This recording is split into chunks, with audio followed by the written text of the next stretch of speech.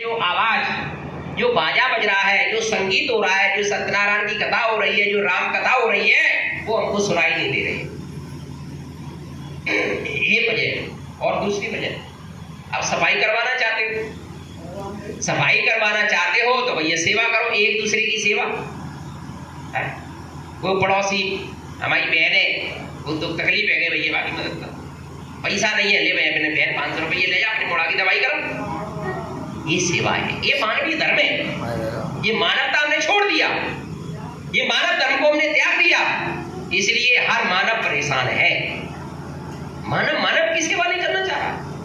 एक हमारे जो ग्वालियर में एक बहन थी, इधर की थी, अम्बातार साइड की, तो अमर थी, वो सत्संग में आती थी और सेवा भी देती थी, जहाँ कोई भी कार्यक्रम होता वो सेवा देती आती। 2 बच्चे थे उसके पास। अब उसका पति जो है शराब पीता था, बहुत मना करते पर नहीं मानता, लेकिन लत पड़ जाती है, धीरे धीरे छूटती है। अभी कुछ दिन पहले ही, 15 दिन 20 दिन पहले की बात है, आपस में कहीं पी रहे होंगे तो लड़ गए होंगे, तो उसका पति का मर्डर कर दिया उसके। अब वो बहन अकेली रह गई। अब कल हम गए थे, वो किराए से रहती थी, जो है सिकरवार थे उनके घर, तो हम गए थे 25-30 लोग, तो उसके यहाँ भी बैठे, थोड़ा तो वो फूट फूट के रोने लगे। तो सब प्रेमियों ने हमने जो है, उसके पास रोजी रोटी कुछ है नहीं, रोजी रोटी भाई पति था वो खत्म हो गया, वो ट्रक चलाता था गाड़ी। तो हमने सबको जो है उसको सांत्वना दिया, उनको जो है धीर बनाया, भाई ये संगत है बाबा जय गुरुदेव जी महाराज की, थोड़ी थोड़ी हम सेवा जो है सब करेंगे। राशन चाहिए भैया फोन कर देना, ये मकान मालिक के सेकरवार इनको बता देना, भैया हम जो है किराने वाले को फोन कर देंगे, जितना भी चाहिए अपना पूरा जो है कर ले संगत सेवा का। और 2000-2200 रुपये जो पड़े थे उसको जो है दे आए थे, उसको मैंने पहन दिया। तो इस तरह से हमारे अंदर, सबके अंदर ये भावना होना चाहिए, सबके अंदर। इसकी भरपाई कौन करेगा भैया? गुरु देख रहा है, तुम्हारा गुरु तुमको देख रहा है। तुम क्या समझते हो कि तुम आए हो अपनी मर्जी से? तुम नहीं आए, गुरु की दया। जब जय गुरुदेव नाम बोला तुमने, तब गुरु की दया तुम्हारे ऊपर बरसी, वो दया खींच करके लाई है। यहाँ बोलिए प्रेम से जय गुरुदेव। गुरु महाराज कहते हैं, बच्चों पहले मैं याद करता हूं तुमको, उसके बाद याद करते हो तुम मुझको। तो गुरु ने हमको याद किया, सबको हमको गुरु ने याद। गुरु हमारे कितने अच्छे हैं कि हमको याद किया और हमको बुला लिया। ये आपका परम सौभाग्य है, भाग्य नहीं, परम सौभाग्य है सालियो आप, कि गुरु महाराज ने आपको चरणों में लगा लिया।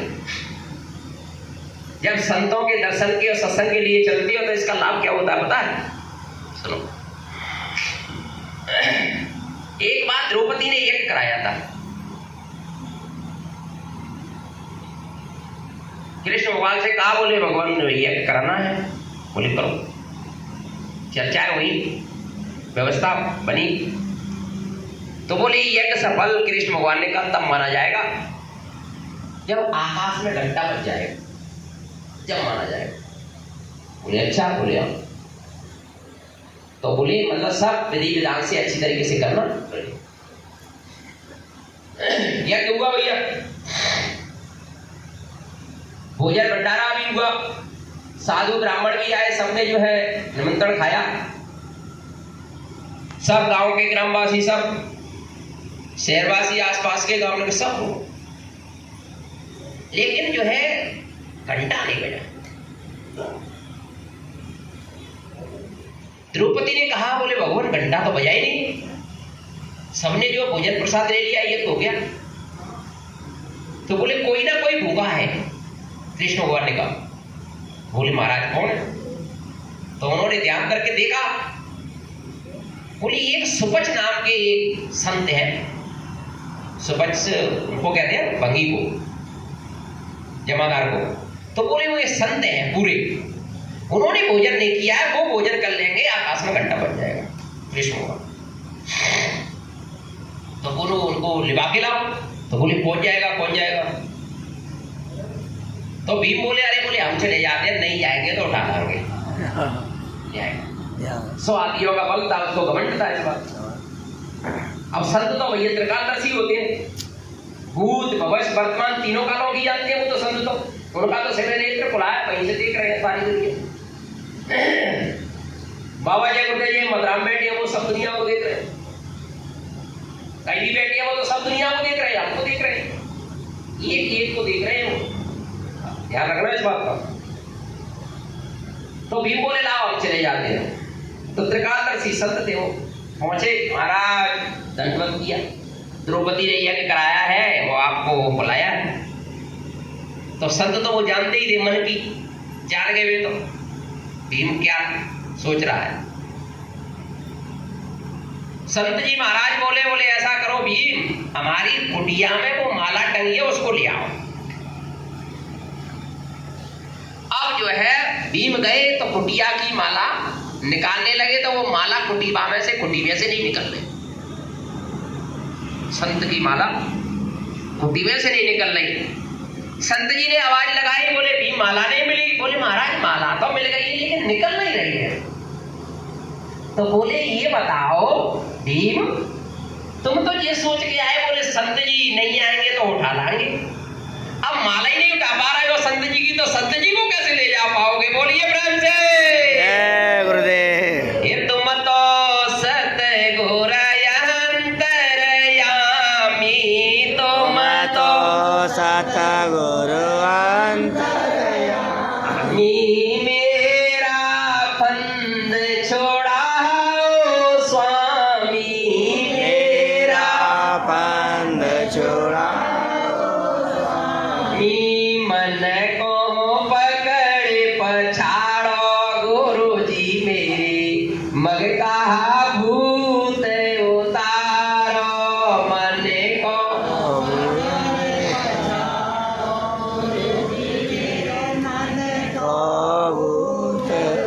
तो भैया ये मन रूपी भूत सब पर सवार है, अहंकार भरा हुआ है सबके अंदर। अब क्या होगा? संत जी ने कहा, बोले ठीक है उठा लाओ। तो माला निकल आई महाराज। अब संत जी ने कहा, बोले हमारी एक शर्त है। बोले क्या? बोले हमें 100 असमय के यज्ञ का फल चाहिए तो हम चलेंगे। अब जो भीम ने सत्संग तो सुनो नहीं,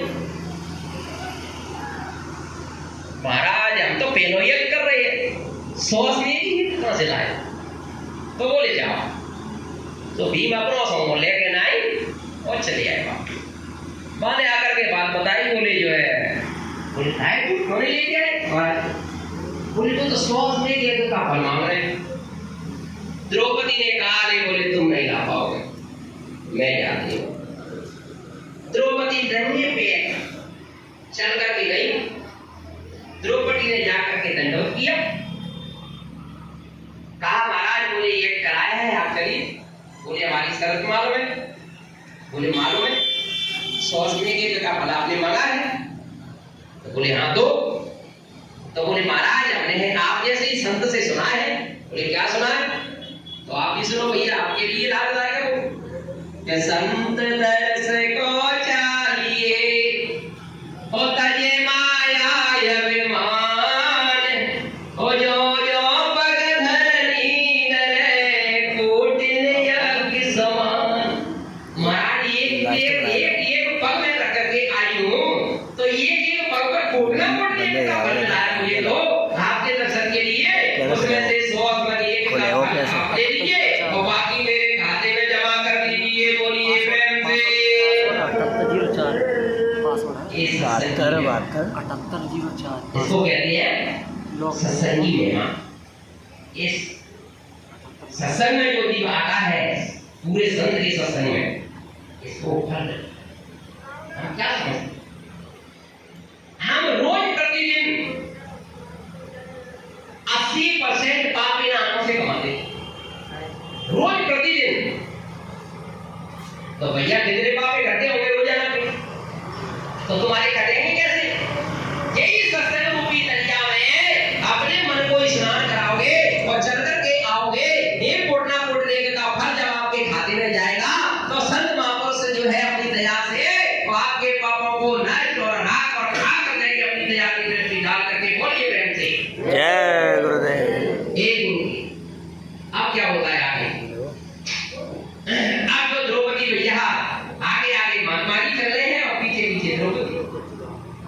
द्रौपदी 36 प्रकार के व्यंजन, अरे रुक जाओ, नहीं लो प्रसाद कर लो, सुन लो पहले।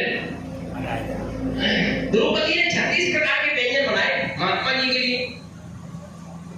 अब महात्मा जी को हो जो है व्यंजनों के सामने डाल दिया महाराज और आसन लगा दिया। अब द्रौपदी मन में सोच रही कि मैंने 36 प्रकार के व्यंजन बनाए, तो महात्मा जी अलग अलग स्वाद देंगे, वो बताएंगे कि कैसा है, नमक कैसा है, मिर्ची कैसा है, मिठाई कैसी है, खीर कैसी है, पूरी कैसी है, कचौड़ी कैसी है। अब संत जी ने क्या किया, संत तो सब जानते हैं वो बनना सोच रहे हैं, संत महात्मा सब जानते हैं, जो हम सोचते हैं गुरु महाराज हमारी सब जानते हैं। गुरु महाराज क्या कह रहे हैं पता है, अरे बच्चों तुम्हारे मन में बारी से बारी की तरंग पैदा होती है, उसको भी तुम्हारा गुरु जानता है, वो लीड रैंक से बताओ सब जानते। अब क्या हुआ, अब महात्मा जी ने क्या किया कि उस व्यंजनों को सबको इकट्ठा कर दिया। ध्यान से सुनो,